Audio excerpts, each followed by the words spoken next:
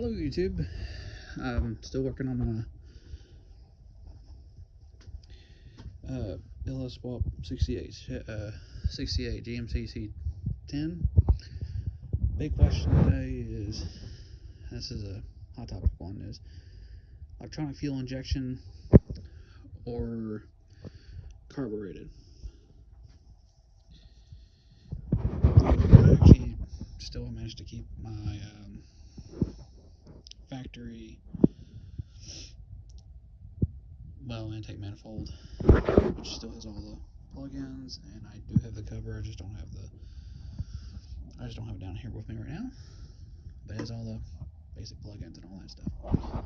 And for those who are wondering, yes, it is not bolted down. It will later lift right up. It's not a big deal. I'll leave it alone for a while, but it does lift up. Now, EFI versus carb. Well, I mean, no matter what you do, you're going to have to get it.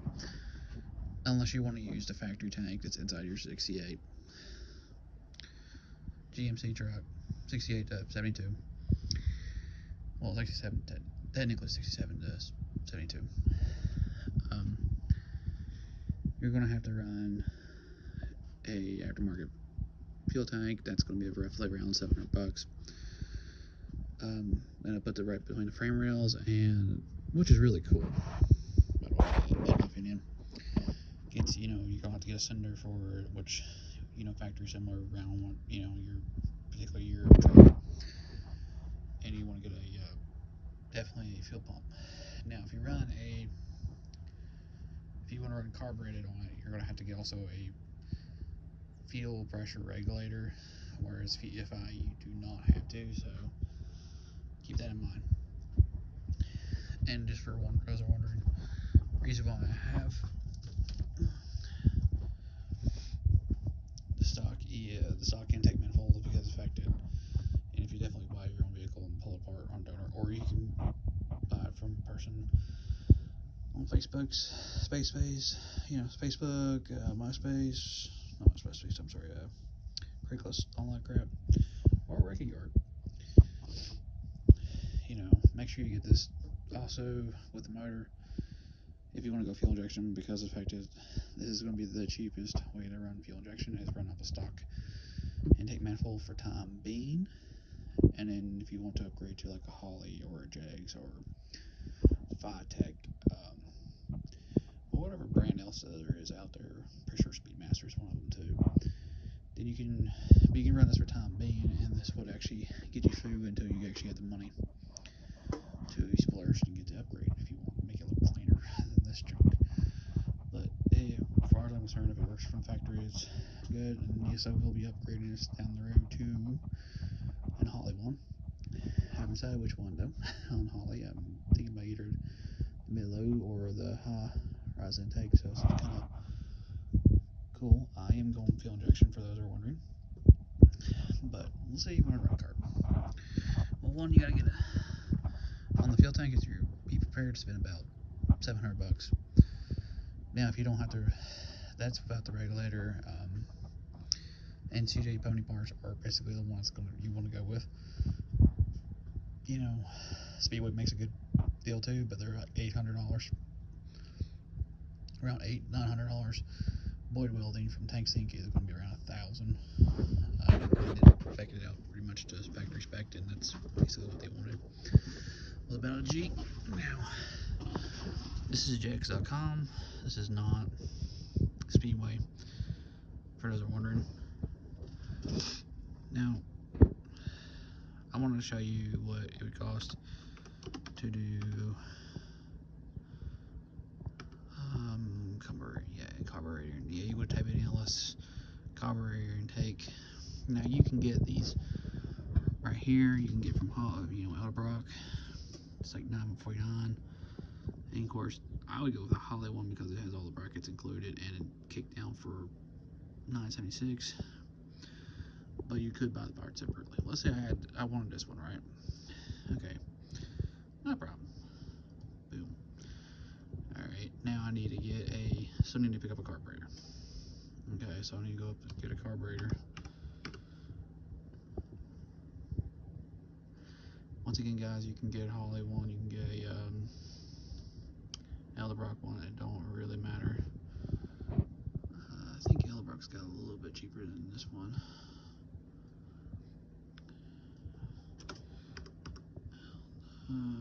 Brock.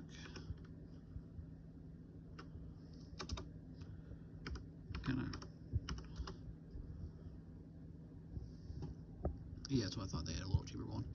You won't want something with at least 650, 600 VFM. Basically, that's what I would run with. Now, you can run with electric choke or without electric choke. I mean, personally, I would like to have electric choke. This is what I would probably choose because it's a square bore and all. I mean, square flange and all that good stuff. Let's see, or you can spend a little bit more and get the. That's electric choke too. I like this one. That's cool. I'll go that one. 650. Okay, now let's go check out.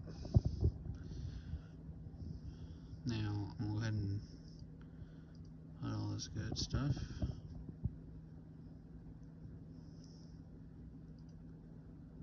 Now, with all that, just the base price is gonna be around. I live in West Virginia. I'm gonna tell you now. It's gonna cost about $1,508.82. Now, that's not counting a kickdown cable, that's not counting a TV cable, that is not counting you making fuel lines, and to be fair, you're also going to do the same thing also on the electronic fuel injection side, but just keep it in mind it's $1,500. Whereas, let's see, I wanted to go. Alright, we go to my cart, and I'm going to remove these set items.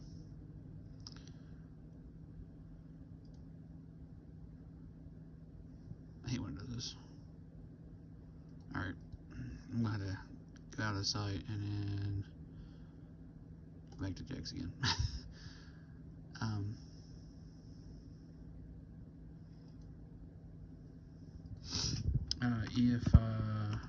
Oh, hello, else if, yeah, there you go, that's basically what, looking at is the LCFI. Now, I don't really need this part, so I should say fuel injection system. We're going to go down the price, because there's, yeah, as I said, there's one for about, yeah, there you go. It's not really what I wanted to show you. Give me a second. Technically, it's an LS1.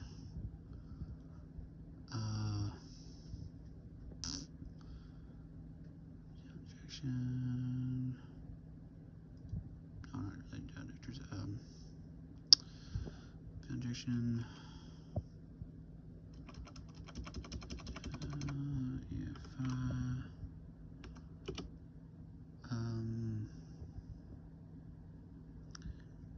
Harness.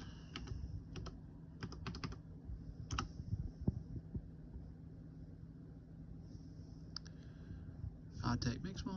I know it does. Alright, now. Well, I don't even have to do that. All I gotta do is go right down here to $1,000.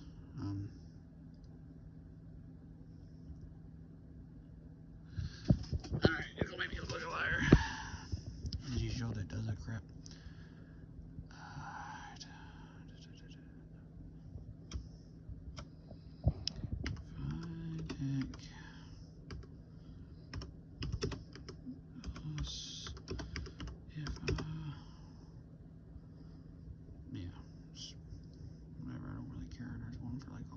There it is. I hate when it does that crap.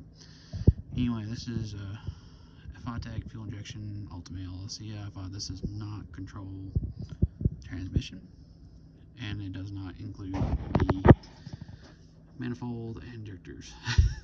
But if you have your coil pack, you only have your basic coil pack wiring and you have a stock intake, you don't have to buy anything else. Technically, far as runs. This thing is pretty awesome. More or less, this thing does lot of stuff that you would want to do. Supports up to, so I'm trying to get to, just running through it a little bit so you can kind of read it. Basically, it's a standalone kit. It basically replaces your stock ECU, no wiring. I personally would spend $900. In fact, I'm going to buy this system. Just not today. And I'm going to show you what that is. Alright, let's go check out. More or less, this is going to cost me, shipped to my house, $963. Now, I don't know about y'all, but if y'all want to spend $1,500 to make it carbureted, you can have it. There is no right or wrong answer. But if you want to run fuel injection, it's actually going to be surprisingly cheaper to do that than to run carbureted. Especially with companies like Vitec and, whatnot. Is it the best system on the thing? No. But once again, guys, if you happen to keep your stock intake, which is basically what that thing does, it does not include intake. This is an intake stock. I have the injectors right up in, well, kind of hard to see, but I do have the injectors. There you go. I can lift it up a little bit that way you can see it, I think. Yeah, you can see that one. I have the injectors from the truck, ran fine. All you gotta do at that point is buy that harness, use that stock, buy yourself, you're still gonna have to buy a tank, you're still gonna have to buy the EFI, the tank, the fuel pump, your signal, if you want to know how fast, to know your fuel tank, how much gasoline you got in your truck or car, depending on what kind of swap you're doing. And instead of, and the best part is you don't have to buy a regulator, because in fact, it's going to push out 60 psi on 255 pump, way more power than it needs.